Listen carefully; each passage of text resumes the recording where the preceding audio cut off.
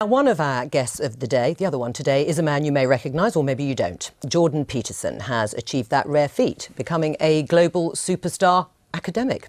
So how did he become so well known? He first came to national prominence in Canada in 2016 in a debate about new laws on gender identity. Bill C-16 made it an offence to refuse to call someone by their chosen gender pronoun.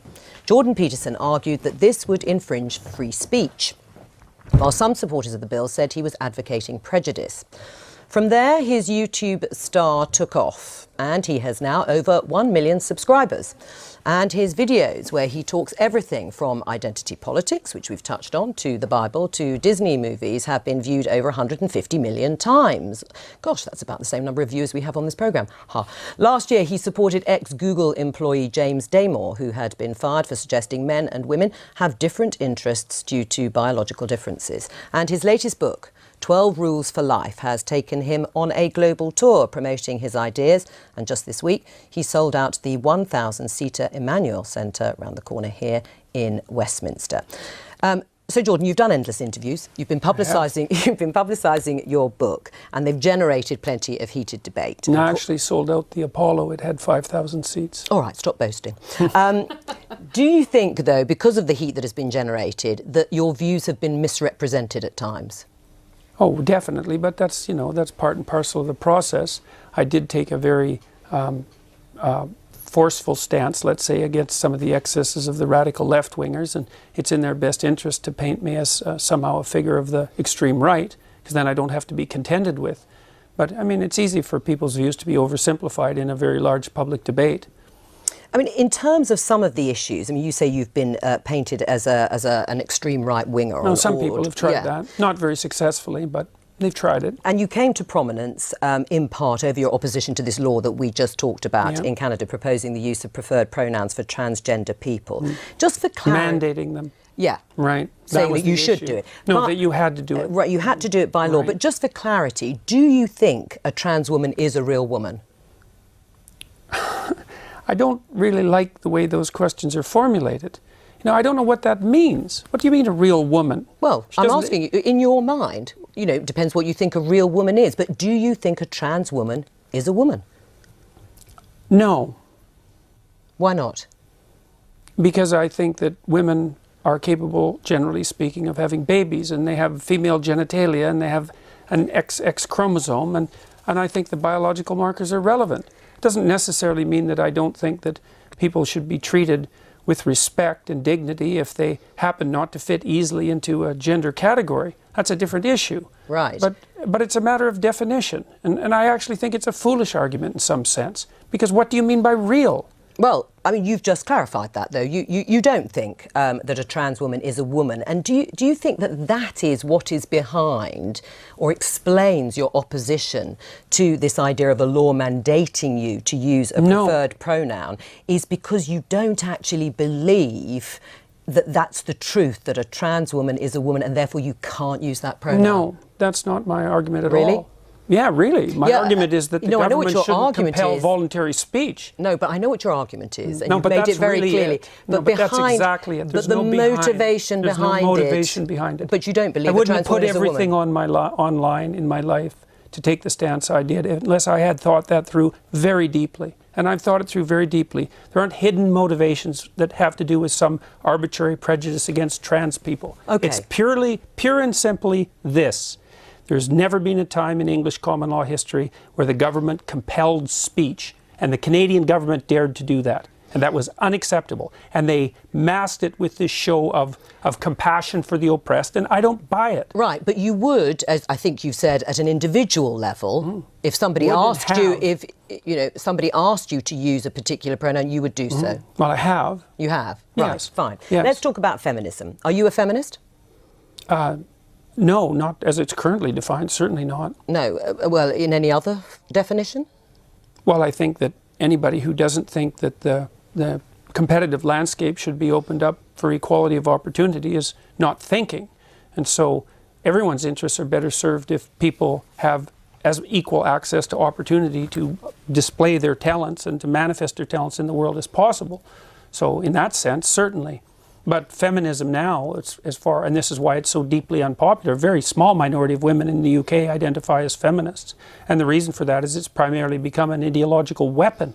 And it's an ideology that I detest, actually, the ideology that it's associated with, collectivist ideology. Right. I mean, OK, and that's your view about feminism. Aisha, are you a feminist? Oh, absolutely. I'm a very proud feminist. And when I was a special advisor in government, I worked on women and equality issues, and I was very proud, actually, of a piece of legislation I got on the statute book with my former boss, Harriet Harman, the Equality Act in 2010, which strengthened our anti-discrimination laws. And I fought very hard to get more women into public life, into the Labour Party. And I'm very, very proud of being a feminist, hence my pink dress. Oh, well, all right. Obviously reverting to type then in the pink dress. Absolutely, well. You would like men to regain or reclaim their strength physically, mentally and morally. Is that broadly correct? I would say morally, fundamentally, but I think the other things go along with that. Right, and if that But it isn't men precisely who I'm speaking to. It's people. I'm a clinical psychologist. I'm actually interested in individuals, and I'm interested in their fortification against tragedy. You know, every time I do an interview, the interview is always political. It's always political. Well, the clue is in the title of this programme. We are the Daily Politics. No, fair enough. No, look, fair enough. And I'm not casting aspersions at this programme, but the fundamental news that's important about what I'm doing isn't the political element. And the people who talk to me don't talk politically. They say they've watched my lectures. But part of it is that I think for a lot of people the kind of personal does become the political. Or the political becomes the personal. Yeah, and I think in terms of in this situation, a lot of people are wrong, because primarily what's happening is people are watching my lectures, and as a consequence, their lives are improving dramatically. Oh, I'm sure they are. I'm sure people are have had a huge conversion after, and they're much happier once they've been. It's not a conversion. But what I would like to do is kind of almost. I think at the moment the discussion about feminism is very divisive, and sometimes it can sort of be like, okay, men have to lose and women have to gain. Actually, everybody has a lot to gain by greater equality. Now, whether you get the equality of outcome that you want, I think only time will tell. But certainly, equality of opportunity is very important. And actually, we can agree on that. And a lot of men would benefit from that. So I think a lot of men are having a lot of crises at the moment in terms of mental health, suicide issues, their own sense of identity, because I think some of the stereotypes put on men are quite limiting for them as well. I think they make men quite unhappy as well. The devil's in the details with regards to equality, because I'm an advocate of equality of opportunity. But I think outcomes, that's an appalling doctrine. Why?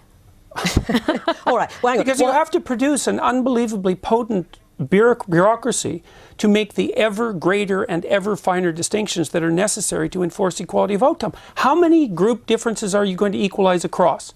Is it just gender and sex? How many genders? No, gender and ethnicity? How many genders? I think how many ethnicities? How many races? We'll let Aisha answer. I think what people are trying to do with this, and certainly as somebody who has sought to sort of do this myself, I think you set yourself ambitions for what you would like to see, and then you try and remove as many of the structural barriers and obstacles. So you try and create that fair crack of the whip and that equality of opportunity to see where you get to with the outcomes. That's now, fine. We are in very early stages. It's only 100 years since women got the vote in this country. We have had a long established patriarchal society and set up for a long time in the world, in this country. So I think we have a long way to go to see where it plays out. There is no country in the world where we really do have gender equality properly yet, in terms of real decision making and real some of the power. Scandinavian countries, maybe. But they're still not quite there, and I think you've spoken a lot about this. There's still a way to go in Scandinavia. Things are not perfect in Scandinavia. I haven't spoken about that specifically. I've spoken about. You spoke about the right stuff yesterday. You talked about the Scandinavian. Well, I've spoken about the fact that, see, one of the things that's happened in the analysis of the differences between men and women is that the social constructionist claim is that the differences are socially constructed, right? Is that it's a consequence of environment that men and women differ. But what the scientific literature indicates is that as cultures become more egalitarian, like they have in Scandinavia, the differences between men and women actually increase rather than decreasing, which is a direct repost to the social constructionist view. So they just deny all that. The biggest differences in the world in interest and temperament are between Scandinavian men and women. It's exactly the opposite of what everyone predicted. Can I just pick up on one thing you said a little earlier in the interview, which you said it's the moral guidance that you are focused on. You think that is particularly important. How do you square that with the behaviour of perhaps arguably, you know, a prominent alpha male president of the United States, Donald Trump, when his behaviour, I mean, he is accused of having an affair with a porn star when his wife was pregnant. How does that fit with morally reclaiming? Well, I would say that was rather clearly immoral. Right. Yeah, but you would still, not to be a target for emulation. But you still would have voted for him over Hillary Clinton as an identity politics. I mean, it's just how none do of that you was on the table, and I said I might have voted for him on a whim. That's all. But you also did say you started out feeling quite close to Hillary Clinton. Can I just come on the very quickly, because we've got to move on. In a way, I don't care what Trump does in terms of his private life, but what I don't have is him stopping or potentially stopping other women having agency over their reproductive rights, and lots of men taking those decisions. It's all about where the moral outrage lies, and what's more morally outrageous in people's eyes. Is it his behaviour or the identity politics for you on the... Anyway, we'll have to discuss this another time.